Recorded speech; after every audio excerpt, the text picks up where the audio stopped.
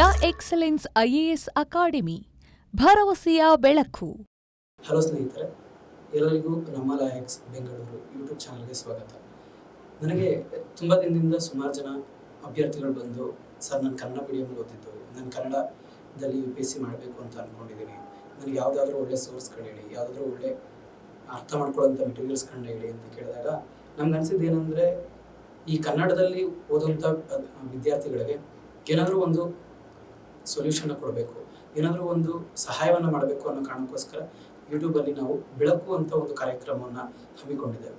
ಈ ಬೆಳಕು ಏನಪ್ಪ ಅಂದರೆ, ಪೊಲಿಟಿ, ಎಕಾನಮಿ ಅಥವಾ IR ಈ ಮುಖ್ಯ ವಿಷಯಗಳಿಂದ ಮುಖ್ಯವಾದ ಕೆಲವೊಂದು ಟಾಪಿಕ್ಗಳನ್ನ ಆಯ್ಕೆ ಮಾಡಿಕೊಂಡು ಆ ಟಾಪಿಕ್ಗಳ ಬಗ್ಗೆ ಕಂಪ್ಲೀಟಾಗಿ ನಿಮಗೆ ಒಂದು ಸಣ್ಣ ಮಾಹಿತಿಯನ್ನು ನೀಡುವಂಥ, ಒಂದು ಸಣ್ಣ ದೀಪದ ಬೆಳಕಿನಂಥ ಒಂದು ಮಾಹಿತಿಯನ್ನು ನೀಡುವಂಥ ಕಾರ್ಯಕ್ರಮವನ್ನು ನಾವು ಯೂಟ್ಯೂಬ್ ಚಾನಲ್ನಿಂದ, ನಮ್ಮ ಲಾಯೆಕ್ಸ್ ಬೆಂಗಳೂರು ಯೂಟ್ಯೂಬ್ ಚಾನಲ್ನಿಂದ ಹಮ್ಮಿಕೊಂಡಿದ್ದೇವೆ. ಯಾವುದೇ ಕಾರ್ಯಕ್ರಮ ಆಗಲಿ, ಯಾವುದೇ ಪುಸ್ತಕ ಆಗಲಿ, ಯಾವುದೇ ಸಿನಿಮಾ ಆಗಲಿ, ಎಲ್ಲ ಪ್ರಾರಂಭ ಆಗೋದು ಮುನ್ನುಡಿಯಿಂದ ಅಲ್ವಾ? ಅದೇ ಕಾರಣಕ್ಕೋಸ್ಕರ ಇವತ್ತು ಕೂಡ ನಮ್ಮ ಕಾರ್ಯಕ್ರಮವನ್ನು ನಾನು ಮುನ್ನುಡಿಯಿಂದಲೇ ಆರಂಭಿಸೋಣ ಅಂದ್ಕೊಂಡು ನಮ್ಮ ಸಂವಿಧಾನದ ಪ್ರಿಯಾಂಬಲ್ ಅಂದರೆ ಪ್ರಸ್ತಾವನೆಯ ಮೂಲಕ ನಾನು ಈ ಕಾರ್ಯಕ್ರಮವನ್ನು ಆರಂಭಿಸೋಣ ಅಂತ ಅನ್ಕೋತಾ ಇದ್ದೀನಿ. ಎಲ್ರಿಗೂ ಗೊತ್ತೇ ಇರುತ್ತೆ, ನಾವು ಪ್ರಿಯಾಂಬಲ್ನ ಪ್ರತಿ NCERTಯಲ್ಲೂ ನೋಡಿರ್ತೀವಿ, ಸಂವಿಧಾನ ಅಂತ ಬುಕ್ಕಲ್ಲೂ ಕೂಡ ನೋಡಿರ್ತೀವಿ, ನಮ್ಮ ಕಾನ್ಸ್ಟಿಟ್ಯೂಷನ್ ಬುಕ್ಕಲ್ಲೂ ಕೂಡ. ಆ್ಯಂಡ್ ಲಕ್ಷ್ಮೀಕಾಂತ್ ಎಲ್ಲರ ಹತ್ರನೂ ಬೈಬಲ್ ರೀತಿ ಇದ್ದೇ ಇರುತ್ತೆ, ಅದರಲ್ಲೂ ಕೂಡ ನಾವು ಪ್ರಿಯಾಂಬಲ್ನ ನೋಡೇ ಇರ್ತೀವಿ. ಆ ಪ್ರಿಯಾಂಬಲ್ ಬಗ್ಗೆ ನಾವು ಕಂಪ್ಲೀಟಾಗಿ ಈ ವಿಡಿಯೋದಲ್ಲಿ ತಿಳ್ಕೊಳ್ತಾ ಹೋಗೋಣ. ಪ್ರಿಯಾಂಬಲ್ ಅಂದರೆ ಏನಪ್ಪ ಅಂದರೆ, preamble is an introduction to the Indian constitution. ಅಂದರೆ ನಮ್ಮ ಸಂವಿಧಾನಕ್ಕೆ ಇದೊಂದು ಮುನ್ನುಡಿ ಅಂತ. ಇದು ಮುನ್ನುಡಿ ಮಾತ್ರ ಅಲ್ಲ, ಇದು ನಮ್ಮ ಸಂವಿಧಾನದ ತತ್ವಗಳನ್ನು ಕೂಡ ಒಳಗೊಂಡಿದೆ ಅಂತ. ಅಂದರೆ it is philosophy of the constitution ಕೂಡ ಅದರಲ್ಲಿದೆ ಅಂತ. ಆ್ಯಂಡ್ ಫಿಲಾಸಫಿ ಆಗ್ಬೋದು, ಮುನ್ನುಡಿ ಆಗ್ಬೋದು, ಅದಷ್ಟೇ ಮಾತ್ರ ಅಲ್ಲ, ನಮ್ಮ ಸಂವಿಧಾನದ ಸಾರಾಂಶ ಕೂಡ ನಮಗೆ ಪ್ರಿಯಾಂಬಲ್ ಆಗಿರುತ್ತೆ. ಹಾಗೆಯೇ ನಮ್ಮ ಪ್ರಿಯಾಂಬಲ್ ಏನು ಅಂತ ಇಲ್ಲೇ ಪಕ್ಕದಲ್ಲಿದೆ, ಎಲ್ಲರೂ ಪ್ರಿಯಾಂಬಲ್ನ ನೋಡಿರ್ತೀರಿ. ಇದು ಸ್ಟಾರ್ಟ್ ಆಗೋದು V the people of India ಅಂತ, ಹೌದಲ್ವಾ? ಹಾಗೆಯೇ ನಮ್ಮ ಪ್ರಿಯಾಂಬಲ್ ಬಗ್ಗೆ NA ಪಾಲ್ಕಿವಾಲ ಅಂತ ಒಬ್ಬರು eminent jurist and constitutional expert ಆದಂಥ NA ಪಾಲ್ಕಿವಾಲ ಅವರು. NA ಪಾಲ್ಕಿವಾಲ ಅವರು ಯಾರಪ್ಪ ಅಂದರೆ, ಕೇಶವಾನಂದ ಭಾರತಿ ಮತ್ತು ಮಿನರ್ವಾ ಮಿಲ್ಸ್ ಕೇಸ್ ಅನ್ನುವಂಥ ದೊಡ್ಡ ದೊಡ್ಡ ಕೇಸ್ಗಳನ್ನ ವಾದ ಮಾಡಿದಂಥ ಒಬ್ಬ ಎಮಿನೆಂಟ್ ಜೂರಿಸ್ಟ್ ಅವರು ನಮ್ಮ ಪ್ರಿಯಾಂಬಲ್ ಬಗ್ಗೆ it is an identity card of the constitution ಅಂತ ಹೇಳ್ತಾರೆ. ಪ್ರತಿಯೊಬ್ಬರಿಗೂ ನಮಗೆ ಆಧಾರ್ ಕಾರ್ಡ್ ಹೇಗೋ, ನಮಗೆ ID ಕಾರ್ಡ್ ಹೇಗೋ, ಅದೇ ರೀತಿ ಪ್ರಿಯಾಂಬಲ್ ನಮಗೆ identity card of the constitution ಅಂತ ನಮಗೆ NA ಪಾಲ್ಕಿವಾಲ ಅವರು ಹೇಳ್ತಾರೆ. ಹಾಗೆಯೇ ಇವತ್ತು ಪ್ರಪಂಚದಲ್ಲಿ ಸುಮಾರು ಸಂವಿಧಾನಗಳಲ್ಲಿ ನಾವು ಪ್ರಿಯಾಂಬಲ್ನ ನೋಡ್ತೀವಿ, ಆದರೆ ಮೊದಲ ಬಾರಿಗೆ ಪ್ರಿಯಾಂಬಲ್ನಿಂದ ಬಿಗಿನ್ ಆದಂಥ ಸಂವಿಧಾನ ಅಮೆರಿಕನ್ ಸಂವಿಧಾನ. ಅಂದರೆ American constitution is the first one to begin with the preamble. ಈ ಅಮೆರಿಕನ್ ಸಂವಿಧಾನದ ಪ್ರಿಯಾಂಬಲ್ ಇಲ್ಲಿದೆ. ಇದು ಕೂಡ we the people of United States ಅಂತ ಸ್ಟಾರ್ಟ್ ಆಗುತ್ತೆ. ನಮ್ಮ ಸಂವಿಧಾನವು ಕೂಡ, ನಮ್ಮ ಪ್ರಸ್ತಾವನೆಯು ಕೂಡ we the people of India ಅಂತ ಸ್ಟಾರ್ಟ್ ಆಗುತ್ತೆ. ಸೊ ನಮ್ಮ ಈ ಪ್ರಿಯಾಂಬಲ್ನ ಯಾವ ರೀತಿ ನಾವು ಅಡಾಪ್ಟ್ ಮಾಡ್ಕೊಳ್ಳಿಕ್ಕೆ ಸ್ಟಾರ್ಟ್ ಮಾಡೋದು ಅಂತ ನಿಮ್ಗೆಲ್ರಿಗೂ ಗೊತ್ತು. ಕಾನ್ಸ್ಟಿಟ್ಯೂಯೆಂಟ್ ಅಸೆಂಬ್ಲಿ ಅಂತ ನಮಗೆ ಪ್ರಾರಂಭ ಆಗುತ್ತೆ. ಕಾನ್ಸ್ಟಿಟ್ಯೂಯೆಂಟ್ ಅಸೆಂಬ್ಲಿ ಅಂದರೆ ನಮ್ಮ ದೇಶದ ಸ್ವಾತಂತ್ರ್ಯ ಹೋರಾಟಗಾರರು, ನಮ್ಮ ದೇಶದ ಎಮಿನೆಂಟ್ ಜೂರಿಸ್ಟ್ ಮತ್ತು ಲಾಯರ್ಸ್ಗಳೆಲ್ಲ ಸೇರಿ ನಮ್ಮ ದೇಶಕ್ಕೆ ಒಂದು ಸಂವಿಧಾನವನ್ನು ಕೊಡಬೇಕು ಅಂತ ಸಂವಿಧಾನ ತಯಾರಿ ಮಾಡಲಿಕ್ಕೋಸ್ಕರ ಒಂದು ಕಾನ್ಸ್ಟಿಟ್ಯೂಯೆಂಟ್ ಅಸೆಂಬ್ಲಿಯನ್ನು ಮಾಡ್ತಾರೆ. ಆ ಕಾನ್ಸ್ಟಿಟ್ಯೂಯೆಂಟ್ ಅಸೆಂಬ್ಲಿಯಲ್ಲಿ ಡಿಸೆಂಬರ್ 13, 1946 ಅಂದರೆ 3ನೇ ಮೀಟಿಂಗ್ ಆದಂಥ ಸಮಯದಲ್ಲಿ ಪಂಡಿತ್ ನೆಹರು ಅವರು ನಮಗೆ ಅಬ್ಜೆಕ್ಟಿವ್ ರೆಸಲ್ಯೂಷನ್ ನಮಗೆ ಮಾಡ್ತಾರೆ. ಏನಪ್ಪ ಅಬ್ಜೆಕ್ಟಿವ್ ರೆಸಲ್ಯೂಷನ್ ಅಂದರೆ, ಈ ಅಬ್ಜೆಕ್ಟಿವ್ ರೆಸಲ್ಯೂಷನಲ್ಲಿ ನಮಗೆ ನಮ್ಮ ಸಂವಿಧಾನ ಹೇಗಿರಬೇಕು, ನಮ್ಮ ದೇಶ ಹೇಗಿರಬೇಕು, ನಮ್ಮ ದೇಶದಲ್ಲಿರೋ ಸ್ಥಿತಿಗತಿಗಳನ್ನ ನಾವು ಯಾವ ರೀತಿ ಸುಧಾರಣೆ ತರಬೇಕು, ಅದಕ್ಕೋಸ್ಕರ ನಮ್ಮ ಸಂವಿಧಾನವನ್ನು ಯಾವ ರೀತಿ ನಾವು ಪ್ರಿಪೇರ್ ಮಾಡಬೇಕು ಅಂತ ಅಬ್ಜೆಕ್ಟಿವ್ ರೆಸಲ್ಯೂಷನ್ ನಮಗೆ ಮಾಡ್ತಾರೆ.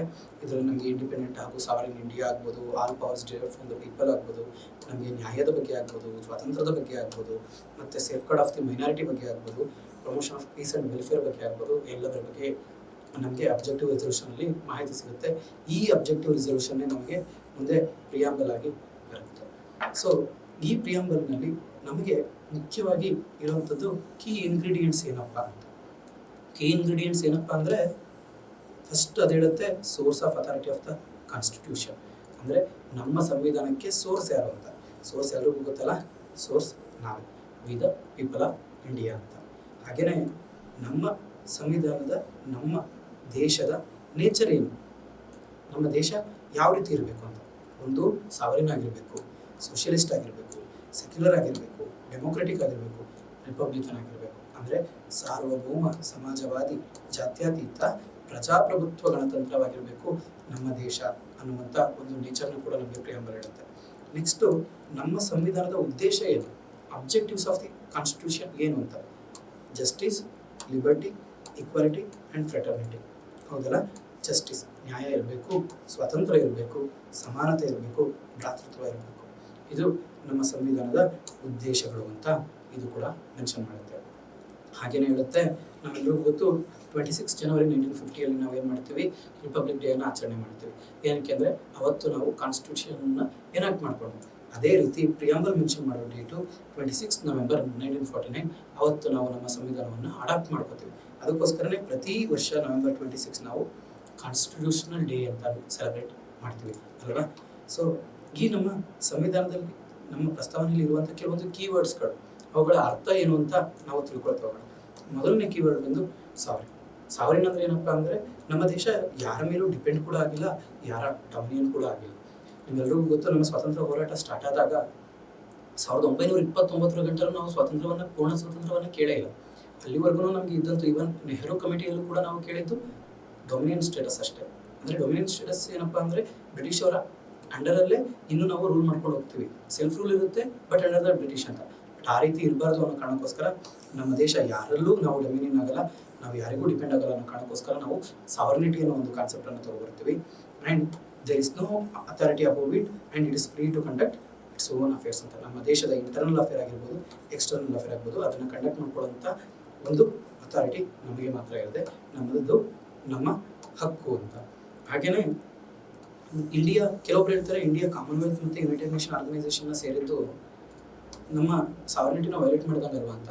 ಇಲ್ಲ, ಏನಕ್ಕೆ ಅಂದರೆ ಅದನ್ನು ಜಾಯಿನ್ ಆಗಬೇಕು ಅನ್ನೋ ಮೂಲ ಉದ್ದೇಶವನ್ನು ಕೂಡ ನಾವೇ ತಗೊಂಡಿದ್ದು, ಅದರ ಮೂಲ ನಿರ್ಧಾರವೂ ಕೂಡ ನಮ್ಮದೇ ಆಗಿರುತ್ತೆ.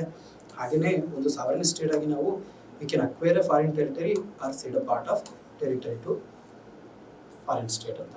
ಅಂದರೆ ಒಂದು ಸಾವರ್ನ್ ದೇಶವಾಗಿ ನಾವು ಯಾವುದೇ ದೇಶದ ಭಾಗವನ್ನು ಅಕ್ವೈರ್ ಕೂಡ ಮಾಡ್ಬೋದು, ನಮ್ಮ ದೇಶದ ಭಾಗವನ್ನು ಯಾವುದೇ ದೇಶಕ್ಕೆ ಗಿಫ್ಟ್ ಆಗಿ ಕೂಡ ಕೊಡ್ತಾ ಹೋಗ್ಬೋದು. ಅದಕ್ಕೇ ನೀವು ಕಚತಿ ವೈಲೆಂಟ್ ಮತ್ತು 100th ಅಮೆಂಡ್ಮೆಂಟ್ ಬಗ್ಗೆ ಕೇಳೇ ಇರ್ತೀರ. ಹಾಗೆಯೇ ನೆಕ್ಸ್ಟ್ ಕೀವರ್ಡ್ ಇರೋದು ಸೋಷಿಯಲಿಸ್ಟ್. ಸೋಷಿಯಲಿಸ್ಟ್ ಅಂದರೆ ಏನಪ್ಪ, ಸಮಾಜವಾದಿ ತತ್ವ. ಅಂದರೆ ನಮಗೆ DPSPಲಿ ಸೋಷಿಯಲಿಸ್ಟ್ ಅನ್ನೋ ವಸ್ತುಗಳು ಮೆನ್ಷನ್ ಆಗೇ ಇವೆ. ಸೋಷಿಯಲಿಸ್ಟ್ ಆರ್ಟಿಕಲ್ಗಳು ನಮಗೆ ಇದೆ, ಸೋಷಿಯಲಿಸ್ಟ್ ಮೆಷರ್ಸ್ಗಳನ್ನ ನಾವು ತಗೋಬೇಕು ಅಂತ. ಈ ಸೋಷಿಯಲಿಸ್ಟ್ ಅನ್ನೋ ಪದನ ನಮಗೆ ಪ್ರಿಯಾಂಬಲ್ಲಿ ಮುಂಚೆ ಇರಲಿಲ್ಲ. ಅದನ್ನು ನಾವು ಆ್ಯಡ್ ಮಾಡಿದ್ದು 42nd ಅಮೆಂಡ್ಮೆಂಟ್ ಇನ್ 1976. ಏನಕ್ಕೆ 1976 ಆ್ಯಡ್ ಮಾಡಿದ್ರು ಅಂದರೆ, ಆಗ ತಾನೇ ನಮಗೆ ಟ್ರೀಟಿ ಆಫ್ ಫ್ರೆಂಡ್ಶಿಪ್ ಕೂಡ ಸೈನ್ ಆಗಿತ್ತು ವಿತ್ ರಷ್ಯಾ. ಆ್ಯಂಡ್ ನಮ್ಮ ದೇಶದಲ್ಲಿ ಆಗ ತಾನೇ ಲೇಬರ್ ಪ್ರೊಟೆಸ್ಟ್ ಆಗ್ಬೋದು, ವರ್ಕರ್ ಪ್ರೊಟೆಸ್ಟ್ ಆಗ್ಬೋದು, ನಮಗೆ 1975 ಎಮರ್ಜೆನ್ಸಿ ಅದರ ಮೂಲಕನೇ ಅಲ್ವಾ ಆಗಿದ್ದು. ಸೊ ಆ ಕಾರಣಕ್ಕೋಸ್ಕರ ನಮಗೆ 42nd ಅಮೆಂಡ್ಮೆಂಟ್ 1976 ಸೋಷಿಯಲಿಸ್ಟ್ ಅನ್ನೋ ವರ್ಡ್ನ ಆ್ಯಡ್ ಮಾಡ್ತಾರೆ. ಈ ವರ್ಡ್ನ ಆ್ಯಡ್ ಮಾಡ್ತಾರೆ ಅಷ್ಟೇ ಬಿಟ್ಟರೆ, ನಮ್ಮ ದೇಶದಲ್ಲಿ ಸೋಷಿಯಲಿಸ್ಟ್ ಪ್ಯಾಟರ್ನ್ ಆಫ್ ಸೊಸೈಟಿ ಮುಂಚೆನೇ ಇತ್ತು. ಅದಕ್ಕೇನೆ ಕಾಂಗ್ರೆಸ್ ಪಾರ್ಟಿ ಇನ್ ಅವಧಿ ಸೆಷನ್ ಆಫ್ 1955 ಕೂಡ ಸೋಷಿಯಲಿಸ್ಟ್ ಪ್ಯಾಟರ್ನ್ ಆಫ್ ಸೊಸೈಟಿನ ಅಡಾಪ್ಟ್ ಮಾಡ್ಕೊಂಡಿರುತ್ತೆ. ಆ್ಯಂಡ್ ನಮ್ಮ ದೇಶದಲ್ಲಿರೋ ಸೋಷಿಯಲಿಸ್ಟು ರಷ್ಯಾ ರೀತಿ ಸೋಷಿಯಲಿಸಮ್ ಅಲ್ಲ, ಚೈನಾ ರೀತಿ ಕಮ್ಯುನಿಸಮ್ ಅಲ್ಲ. ನಮ್ಮ ದೇಶದಲ್ಲಿರುವಂಥದ್ದು ಡೆಮೊಕ್ರೆಟಿಕ್ ಸೋಷಿಯಲಿಸಮ್, ಅಂದರೆ ಪ್ರಜಾಪ್ರಭುತ್ವ ಸಮಾಜವಾದಿತ್ವ. ಇದು ಕಮ್ಯುನಿಸ್ಟ್ ಸೋಷಿಯಲಿಸಮ್ ಅಲ್ಲ. ಇದು ಯಾವ ರೀತಿ ಇರುತ್ತೆ ಅಂದರೆ, ಇದು ಮಿಕ್ಸ್ ಆಫ್ ಮಾರ್ಕ್ಸಿಸಮ್ ಮತ್ತು ಗಾಂಧಿಸಮ್ ಅಂತ. ನಮ್ಮ ಗಾಂಧಿ ತತ್ವಗಳಾಗ್ಬೋದು, ಮಾರ್ಕ್ಸ್ ತತ್ವಗಳಾಗ್ಬೋದು, ಇವೆರಡರ ಮಿಕ್ಸು ನಮಗೆ ಡೆಮೊಕ್ರೆಟಿಕ್ ಸೋಷಿಯಲಿಸಮ್ ಆಗಿದೆ. ಅದನ್ನು ಸುಪ್ರೀಂ ಕೋರ್ಟ್ ಏನಂತ ಡಿಫೈನ್ ಮಾಡುತ್ತೆ ಅಂದರೆ, the democratic socialism aims to end poverty, ignorance, disease ಮತ್ತು ಇನ್ಇಕ್ವಾಲಿಟಿ ಆಫ್ ಆಪರ್ಚುನಿಟಿ. ಅಂದರೆ ಡೆಮೊಕ್ರೆಟಿಕ್ ಸೋಷಿಯಲಿಸಮ್ ಬಡತನವನ್ನು, ಇಗ್ನೋರೆನ್ಸನ್ನು, ಡಿಸೀಸನ್ನು ಮತ್ತು ಅಸಮಾನತೆ ಇನ್ ಆಪರ್ಚುನಿಟಿಯನ್ನು ಇದು ಎಂಡ್ ಮಾಡುವಂಥದ್ದೇ ಡೆಮೊಕ್ರೆಟಿಕ್ ಸೋಷಿಯಲಿಸಮ್ ಅಂತ ಸುಪ್ರೀಂ ಕೋರ್ಟ್ ಡಿಫೈನ್ ಮಾಡುತ್ತೆ. ನೆಕ್ಸ್ಟ್ ವರ್ಡ್ ಬಂದು ಸೆಕ್ಯುಲರ್ಸ್. ಸೆಕ್ಯುಲರ್ ಅಂದರೆ ಎಲ್ರಿಗೂ ಗೊತ್ತು, ಈಗಿನ ಪರಿಸ್ಥಿತಿಗೆ ಈ ವರ್ಡು ತುಂಬ ಮುಖ್ಯವಾದದ್ದು ಅಂತ ಹೇಳಲಿಕ್ಕೆ ಇಷ್ಟಪಡ್ತೀನಿ. ಏನಕ್ಕೆ ಅಂದರೆ, ಈ ವರ್ಡು ಕೂಡ ನಮಗೆ 42nd ಅಮೆಂಡ್ಮೆಂಟ್ ಆ್ಯಕ್ಟ್ 1976 ಆ್ಯಡ್ ಆಗಿದ್ದು.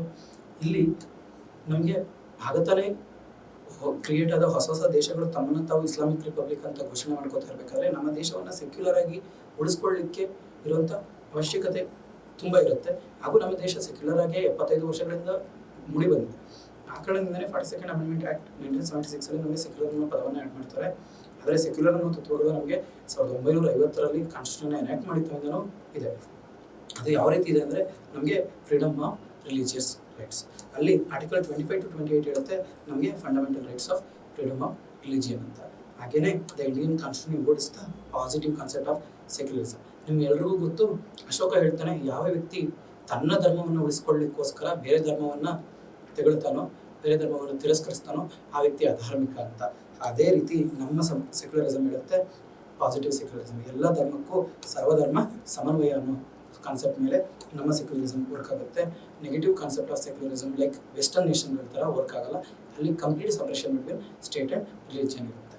ಹಾಗೆಯೇ ನೆಕ್ಸ್ಟ್ ವರ್ಡ್ ಬಂದು ಡೆಮೊಕ್ರೆಟಿಕ್, ಪ್ರಜಾಪ್ರಭುತ್ವ. ಎಲ್ರಿಗೂ ಗೊತ್ತು ಪ್ರಜಾಪ್ರಭುತ್ವ ಅಂದ್ರೆ ಏನು ಅಂತ. ಇದು ಡಾಕ್ಟ್ರಿನ್ ಆಫ್ ಪಾಪ್ಯುಲರ್ ಸಾವರ್ನಿಟಿ ಮೇಲೆ ವರ್ಕ್ ಆಗುತ್ತೆ. ಅಂದರೆ ನಮಗೆ ಪ್ರಜೆಗಳೇ ರೂಲರ್ಸ್ ಅಂತ. ಸೊ ಡೆಮೋಕ್ರಸಿ ನಮಗೆ ಎರಡು ಟೈಪ್ ಬರುತ್ತೆ, ಒಂದು ಡೈರೆಕ್ಟ್ ಮತ್ತು ಇಂಡೈರೆಕ್ಟ್. ಡೈರೆಕ್ಟ್ ಅಂದರೆ ಜನಗಳೇ ತಮ್ಮ ಆಳ್ವಿಕೆಯನ್ನು ನಡೆಸಿ ತಾವೇ ತಮ್ಮ ರೂಲ್ಸ್ಗಳನ್ನ ಮಾಡೋದು, ಅದು ನಮಗೆ ಸ್ವಿಟ್ಜರ್ಲೆಂಡಲ್ಲಿ ಕಾಣಿಸಿಗುತ್ತೆ.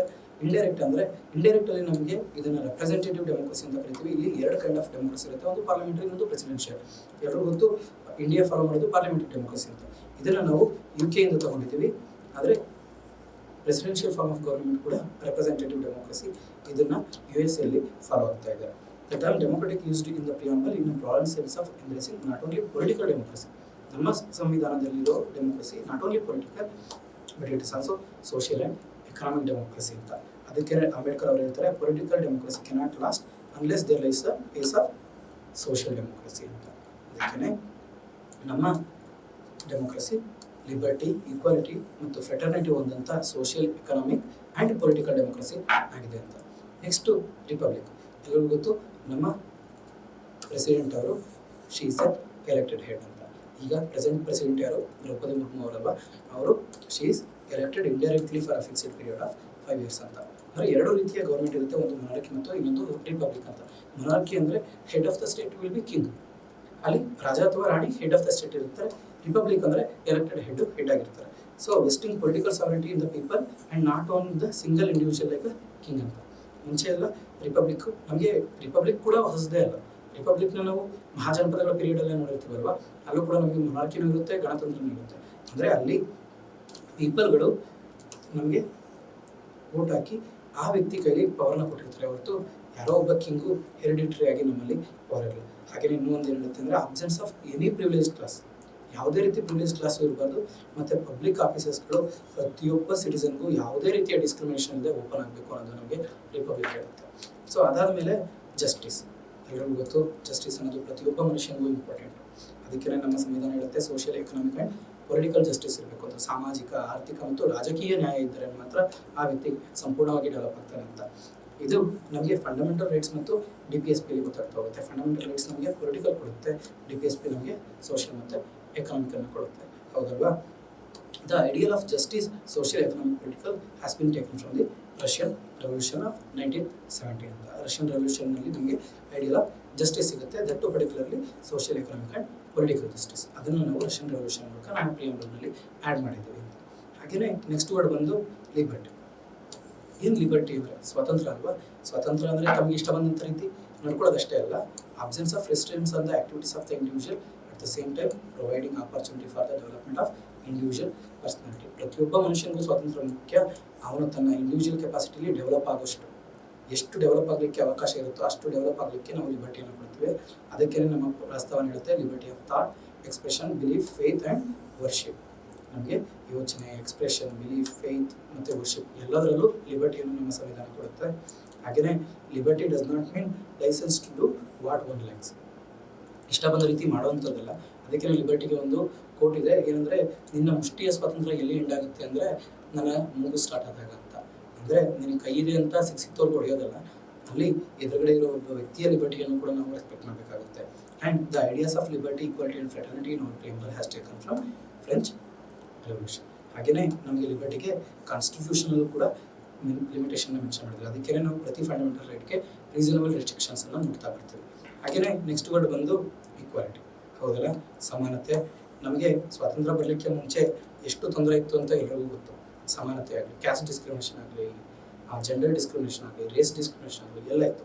ಅದನ್ನು ಹೋಗಲಾಡಿಸೋಕ್ಕೋಸ್ಕರನೇ ನಮ್ಮ ಸಂವಿಧಾನದಲ್ಲಿ ಈಕ್ವಾಲಿಟಿ, ಪ್ರಿಯಾಂಬಲ್ನಲ್ಲಿ ಈಕ್ವಾಲಿಟಿ ಅನ್ನೋ ಒಂದು ವರ್ಡನ್ನು ಆ್ಯಡ್ ಮಾಡಿದ್ದಾರೆ. Absence of special privilege to any section of the society and the provision of adequate opportunity for all. ಎಲ್ಲರಿಗೂ ಅಡೆಕ್ವೇಟ್ ಆಪರ್ಚುನಿಟಿ ಕೊಡಬೇಕು, ಆಬ್ಸೆನ್ಸ್ ಆಫ್ ಸ್ಪೆಷಲ್ ಪ್ರಿವಿಲೇಜ್ ಇರಬೇಕು ಅಂತ. ಆ್ಯಂಡ್ ನಮ್ಮ ಈಕ್ವಾಲಿಟಿ ಯಾವುದಂದರೆ equality of status and opportunity. ನಮಗೆ ಬಂದಂಥ ಹಣವನ್ನು ಎಲ್ರಿಗೂ ಈಕ್ವಲ್ ಆಗಿ ಹಂಚಲಿಕ್ಕೆ ಸಾಧ್ಯ ಇಲ್ಲ, ಹೌದಲ್ಲ? ಆದರೆ ಈಕ್ವಾಲಿಟಿ ಆಫ್ ಸ್ಟೇಟಸ್ ಮತ್ತು ಆಪರ್ಚುನಿಟಿಯನ್ನು ಈಕ್ವಲ್ ಆಗಿ ಕೊಡ್ಬೋದು. ಅದಕ್ಕೋಸ್ಕರ ನಮ್ಮ ಸಂವಿಧಾನ ಈಕ್ವಾಲಿಟಿ ಆಫ್ ಸ್ಟೇಟಸ್ ಆ್ಯಂಡ್ ಆಪರ್ಚುನಿಟಿಯನ್ನು ಮೆನ್ಷನ್ ಮಾಡುತ್ತೆ. ಹಾಗೆಯೇ ನಮ್ಮಲ್ಲಿ ಸಿವಿಕ್ ಈಕ್ವಾಲಿಟಿ ಕೂಡ ಇರುತ್ತೆ. ಸಿವಿಕ್ ಈಕ್ವಾಲಿಟಿ ಅಂದರೆ ಪೊಲಿಟಿಕಲ್ ಈಕ್ವಾಲಿಟಿ ಆರ್ಟಿಕಲ್ 14 ಆಗ್ಬೋದು, 15 ಆಗ್ಬೋದು, 16 ಆಗ್ಬೋದು, 17 ಆಗ್ಬೋದು ಆ್ಯಂಡ್ 18 ಆಗ್ಬೋದು. ಇಲ್ಲಿ ನಮಗೆ ಸಿವಿಕ್ ಈಕ್ವಾಲಿಟಿ ಕೂಡ ಮೆನ್ಷನ್ ಆಗ್ತಾ ಹೋಗುತ್ತೆ. ಆ್ಯಂಡ್ ನೆಕ್ಸ್ಟ್ ವರ್ಡ್ ಬಂದು ಫ್ರೆಟರ್ನಿಟಿ. ಈಗಿನ ಕಾಲಕ್ಕೆ ಇದು ತುಂಬ ನೆಸೆಸಿಟಿ ಇರುವಂಥ ಕಾನ್ಸೆಪ್ಟ್ ಅಲ್ವಾ. ಈ ಫ್ರೆಟರ್ನಿಟಿ ಅಂದರೆ ಭ್ರಾತೃತ್ವ, ಸೆನ್ಸ್ ಆಫ್ ಬ್ರದರ್ಹುಡ್. ಅದಕ್ಕೋಸ್ಕರನೇ ನಮ್ಮ ದೇಶದಲ್ಲಿ ಹಿಂದೂ ಇರ್ಬೋದು, ಮುಸ್ಲಿಂ ಇರ್ಬೋದು, ಕ್ರಿಶ್ಚಿಯನ್ ಇರ್ಬೋದು, ಪಾರ್ಸಿ ಇರ್ಬೋದು, ಯಾರೇ ಇರ್ಬೋದು, ಅವರೆಲ್ಲರಿಗೂ ನಾವು ಒಂದೇ ಸಿಟಿಸನ್ಶಿಪ್ ಕೊಡ್ಬೋದು. ನಾನು ಕನ್ನಡಿಗ ಇರ್ಬೋದು, ಇನ್ನೊಬ್ರು ತೆಲುಗು ಇರ್ಬೋದು, ಇನ್ನೊಬ್ರು ತಮಿಳು ಇರ್ಬೋದು, ಇನ್ನೊಬ್ರು ಹಿಂದಿ ಇರ್ಬೋದು. ಆದರೆ ನಾನು ಭಾರತೀಯ ಮೊದಲು ಅನ್ನೋ ಕಾನ್ಸೆಪ್ಟು ನಮಗೆ ಫ್ರೆಟರ್ನಿಟಿ ಅಲ್ವಾ. ಅದಕ್ಕೋಸ್ಕರ ನಾವು ಸಿಂಗಲ್ ಸಿಟಿಸನ್ಶಿಪ್ಪನ್ನು ಕೊಟ್ಟಿದ್ದೇವೆ. ಹಾಗೆಯೇ ಫಂಡಮೆಂಟಲ್ ಡ್ಯೂಟೀಸಲ್ಲೂ ಕೂಡ ಕಾಮನ್ ಬ್ರದರ್ಹುಡ್ನ ಪ್ರಮೋಟ್ ಮಾಡಲಿಕ್ಕೆ ಕೂಡ ನಮಗೆ ಮೆನ್ಷನ್ ಮಾಡಿದ್ದಾರೆ. ಅದು ನಮ್ಮ ಪ್ರತಿಯೊಬ್ಬ ಭಾರತೀಯನ ಕರ್ತವ್ಯ ಆಗಿದೆ ಭ್ರಾತೃತ್ವವನ್ನು ಮೇಂಟೈನ್ ಮಾಡ್ಕೊಳ್ತಾ ಹೋಗೋದು. ಹಾಗೆಯೇ ಇಲ್ಲಿ ಪ್ರತಿಯೊಬ್ಬ ಮನುಷ್ಯನಿಗೂ, ಪ್ರತಿಯೊಬ್ಬ ವ್ಯಕ್ತಿಗೂ ತನ್ನದೇ ಆದಂಥ ಡಿಗ್ನಿಟಿ ಇರುತ್ತೆ. ಆ ಡಿಗ್ನಿಟಿಯನ್ನು ಮೇಂಟೈನ್ ಮಾಡಲಿಕ್ಕೋಸ್ಕರನೇ ಮಾಡಿದ್ರೇ ನಮಗೆ ಯೂನಿಟಿ ಮತ್ತು ಇಂಟೆಗ್ರಿಟಿ ಆಫ್ ದ ನೇಷನ್ ಉಳಿಯೋಕ್ಕೆ ಸಾಧ್ಯ. ಇಲ್ಲ ಅಂದರೆ ನಮ್ಮ ದೇಶ ಛಿದ್ರ ಆಗೋದ್ರಲ್ಲಿ ಯಾವುದೇ ರೀತಿ ಆಶ್ಚರ್ಯ ಇಲ್ಲ. ಅದಕ್ಕೋಸ್ಕರನೇ ಪ್ರತಿಯೊಬ್ಬ ವ್ಯಕ್ತಿಯ ಡಿಗ್ನಿಟಿಯನ್ನು ನಾವು ಮೇಂಟೈನ್ ಮಾಡಿದಾಗ ನಮ್ಮ ಭಾರತದ ಡಿಗ್ನಿಟಿಯನ್ನು, ನಮ್ಮ ಭಾರತದ ಏಕತೆಯನ್ನು, ನಮ್ಮ ಭಾರತದ ಸಮಗ್ರತೆಯನ್ನು ನಾವು ಮೇಂಟೈನ್ ಮಾಡಿದಾಗೆ ಅಂತ ಈ ನಮಗೆ ಫ್ರೆಟರ್ನಿಟಿ ವರ್ಡ್ ಹೇಳ್ತಾ ಬರುತ್ತೆ. ಹಾಗೆಯೇ ನೆಕ್ಸ್ಟು ನಮ್ಮ ಸಂವಿಧಾನದ, ನಮ್ಮ ಪ್ರಸ್ತಾವನೆಯ ಮಹತ್ವವೇನು, ಸಿಗ್ನಿಫಿಕೆನ್ಸ್ ಏನು? ಅದಕ್ಕೆ ಸರ್ ಅಲ್ಲಾಡಿ ಕೃಷ್ಣಸ್ವಾಮಿ ಅಯ್ಯರ್ ಅವರು ಹೇಳ್ತಾರೆ, preamble to our constitution expresses what we had thought or dreamed so long ಅಂತ. ನಮ್ಮ ಸ್ವಾತಂತ್ರ್ಯ ಹೋರಾಟದಲ್ಲಿ 1985ರಲ್ಲಿ ಪ್ರಾರಂಭವಾದ ಸ್ವಾತಂತ್ರ್ಯ ಹೋರಾಟ, ಅಲ್ಲಿಂದ ಪ್ರತಿಯೊಬ್ಬರ ಕನಸಿತ್ತಲ್ಲ, ನಮ್ಮ ಸ್ವಾತಂತ್ರ್ಯವನ್ನು, ನಮ್ಮ ದೇಶವನ್ನು ನಾವು ಸ್ವತಂತ್ರವಾಗಿ ರೂಲ್ ಮಾಡಬೇಕು, ನಮ್ಮ ದೇಶವನ್ನು ನಾವು ಸ್ವತಂತ್ರವಾಗಿ ಒಂದು ಕನಸನ್ನು ಕಟ್ಕೊಂಡು ಅದನ್ನು ಒಂದು ಉನ್ನತ ಮಟ್ಟಕ್ಕೆ ತಗೊಂಡು ಹೋಗಬೇಕು, ಭವ್ಯ ಭಾರತವನ್ನು ನಿರ್ಮಾಣ ಮಾಡಬೇಕು ಅಂತ. ಸೊ ಅದು ಆ ಕನಸಿಗೆ ನಮ್ಮ ಪ್ರಿಯಾಂಬಲ್ ಸಾಕ್ಷಿಯಾಗಿ ನಿಂತಿದೆ ಅಂತ ಹೇಳ್ತಾರೆ ಸರ್ ಅಲ್ಲಾಡಿ ಕೃಷ್ಣಸ್ವಾಮಿ ಅಯ್ಯರ್. ಹಾಗೆಯೇ KM ಮುನ್ಷಿ ಅವರು ಹೇಳ್ತಾರೆ, preamble is the horoscope of our sovereign democratic republic ಅಂತ. ನಮ್ಮ ದೇಶದ ಭವಿಷ್ಯ ಏನಿದೆ, ನಮ್ಮ ದೇಶದ ಕನಸು ಕೂಡ ಪ್ರಿಯಾಂಬಲೇ, ನಮ್ಮ ದೇಶದ ಭವಿಷ್ಯ ಕೂಡ ಪ್ರಿಯಾಂಬಲೇ ಅಂತ KM ಮುನ್ಷಿ ಅವರು ಹೇಳ್ತಾರೆ. ಹಾಗೆಯೇ ಪಂಡಿತ್ ಠಾಕೂರ್ ದಾಸ್ ಭಾರ್ಗವ ಅವರು ಹೇಳ್ತಾರೆ, ನಮ್ಮ preamble it is the soul of the constitution and it is the key to the constitution ಅಂತ. ಅಂದರೆ ನಮ್ಮ ಸಂವಿಧಾನದ ಆತ್ಮ ನಮ್ಮ ಪ್ರಿಯಾಂಬಲ್, ನಮ್ಮ ಪ್ರಸ್ತಾವನೆ ಅಂತ ಪಂಡಿತ್ ಠಾಕೂರ್ ದಾಸ್ ಭಾರ್ಗವ ಹೇಳ್ತಾರೆ. ಸೊ ಈ ಪ್ರಿಯಾಂಬಲ್ನ ನಾವು ಅಮೆಂಡ್ ಮಾಡ್ಬೋದಾ ಅನ್ನೋ ಒಂದು ಕಾನ್ಸೆಪ್ಟು ನಮಗೆ 1960ರಲ್ಲಿ ಬರುತ್ತೆ. ಸೊ 1900ರಲ್ಲಿ ಬೇರುಬಾರಿ ಕೇಸ್ ಎಲ್ಲರಿಗೂ ಗೊತ್ತು. ಇದೊಂದು ಬಾಂಗ್ಲಾದೇಶ್ ಮತ್ತು ಇಂಡಿಯಾ ನಡುವೆ ಇದ್ದಂಥ ಲ್ಯಾಂಡ್ ಬೌಂಡ್ರಿ ಎಕ್ಸ್ಚೇಂಜ್ಗೆ ಆದಂಥ ಒಂದು ಕೇಸ್. ಈ ಬೇರುಬಾರಿ ಕೇಸಲ್ಲಿ ನಮಗೆ 1960ಯಲ್ಲಿ ಏನು ಹೇಳ್ತಾರೆ, ಪ್ರಿಯಾಂಬಲ್ಲು ನಮ್ಮ ಸಂವಿಧಾನದ ಪಾರ್ಟ್ ಅಲ್ಲ, ಅದಕ್ಕೋಸ್ಕರ ಅದನ್ನು ಅಮೆಂಡ್ ಮಾಡೋ ಪವರ್ ಕೂಡ ಇಲ್ಲ ಅಂತ ನಮಗೆ ಬೇರುಬಾರಿ ಕೇಸಲ್ಲಿ ಹೇಳ್ತಾ ಹೋಗ್ತಾರೆ. ಬಟ್ ಅದೇ ಕೇಸನ್ನು ರಿವರ್ಸ್ ಮಾಡೋದು supreme court in Kesavananda Bharati case in 1973. ಅಲ್ಲಿ ಹೇಳುತ್ತೆ, preamble is an integral part of the Indian constitution, ಹಾಗಾಗಿ ಅದನ್ನು ಅಮೆಂಡ್ ಮಾಡೋ ಪವರ್ ಕೂಡ ಇದೆ. ಆದರೆ preamble is part of basic features ಅಂತ. ನಮಗೆ ಬೇಸಿಕ್ ಸ್ಟ್ರಕ್ಚರ್ ಡಾಕ್ಟ್ರಿನ್ ಇದೆ ಅಂತ ಎಲ್ಲರಿಗೂ ಗೊತ್ತು. ನಮ್ಮ ಪ್ರಿಯಾಂಬಲ್ ಬೇಸಿಕ್ ಸ್ಟ್ರಕ್ಚರ್ ಡಾಕ್ಟ್ರಿನ್ ಆಗಿರೋದ್ರಿಂದ ನಾವು ಅದನ್ನು ಅಮೆಂಡ್ ಮಾಡ್ಬೋದು. ಆ ಅಮೆಂಡ್ ಮಾಡಬೇಕಾದ್ರೆ ನಾವು ಅದನ್ನು ಎನ್ರಿಚ್ ಮಾಡಬಹುದೇ ವಿನಃ ಅದರಲ್ಲಿರೋ ವರ್ಡ್ಗಳನ್ನ ನಾವು ಡಿಸ್ಟ್ರಕ್ಟ್ ಮಾಡಲಿಕ್ಕೆ ಆಗಲ್ಲ. ಅಂದರೆ ನಮ್ಮ ಪ್ರಿಯಾಂಬಲ್ನ ನಾವು ಎಷ್ಟು ಬೇಕಾದರೂ ಎನ್ರಿಚ್ ಮಾಡ್ಬೋದು, ಅದನ್ನು ಡಿಸ್ಟ್ರಕ್ಟ್ ಮಾಡಬಾರ್ದು ಅಂತ. ಅದಕ್ಕೋಸ್ಕರನೇ 1976ರಲ್ಲಿ ನಮ್ಮ ಪ್ರಿಯಾಂಬಲ್ ಒಂದೇ ಒಂದು ಬಾರಿ ಅಮೆಂಡ್ ಆಗಿದೆ. ಅದು ಸೋಷಿಯಲಿಸ್ಟ್, ಸೆಕ್ಯುಲರ್ ಮತ್ತು ಇಂಟೆಗ್ರಿಟಿ ಅನ್ನೋ 3 ವರ್ಡ್ಗಳನ್ನ ಆಗಿನ ಕಾಲಕ್ಕೆ 1976ಕ್ಕೆ ತುಂಬ ನೆಸೆಸಿಟಿ ಇದ್ದಂಥ ಈ 3 ಪದಗಳನ್ನ ಆ್ಯಡ್ ಮಾಡಿ ನಮ್ಮ ಪ್ರಿಯಾಂಬಲ್ನ ಎನ್ರಿಚ್ ಮಾಡಿದ್ದಾರೆ. ಸೊ ಇಲ್ಲಿವರೆಗೂ ನಾವು ಪ್ರಿಯಾಂಬಲ್ ಬಗ್ಗೆ ತಿಳ್ಕೊಳ್ತಾ ಬಂದರು. ಹೀಗೇ ಪ್ರತಿ ವಾರ ನಿಮಗಾಗಿ ಒಂದು ಇಂಪಾರ್ಟೆಂಟ್ ಟಾಪಿಕನ್ನು ತೆಗೆದುಕೊಂಡು ನಾವು ಎಕ್ಸ್ಪ್ಲೇನ್ ಮಾಡಿ ನಿಮಗೆ ಅರ್ಥ ಮಾಡಿಸ್ಲಿಕ್ಕೆ ಪ್ರಯತ್ನ ಪಡ್ತೀವಿ. ನಿಮ್ಗೆ ಏನೇ ಡೌಟ್ ಇದ್ದಲ್ಲಿ, ನಿಮಗೆ ಯಾವುದೇ ಟಾಪಿಕ್ನ ಬಗ್ಗೆ ಅರ್ಥ ಬೇಕಿದ್ದಲ್ಲಿ ನೀವು ಕಮೆಂಟ್ ಸೆಕ್ಷನಲ್ಲಿ ಮೆನ್ಷನ್ ಮಾಡಿ. ಹಾಗೆ ಕಮೆಂಟ್ ಸೆಕ್ಷನಲ್ಲಿ ಮೆನ್ಷನ್ ಮಾಡಿದಾಗ ನಾವು ಅದನ್ನು ನೋಡಿ ನಿಮಗೆ ಪ್ರತಿ ವಾರ ಕೂಡ ಒಂದೊಂದು ಹೊಸ ಟಾಪಿಕ್ನ ಬಗ್ಗೆ ಮಾಹಿತಿಯನ್ನು ತಿಳಿಸ್ತಾ ಹೋಗ್ತೀವಿ. ಥ್ಯಾಂಕ್ ಯು, ಧನ್ಯವಾದ.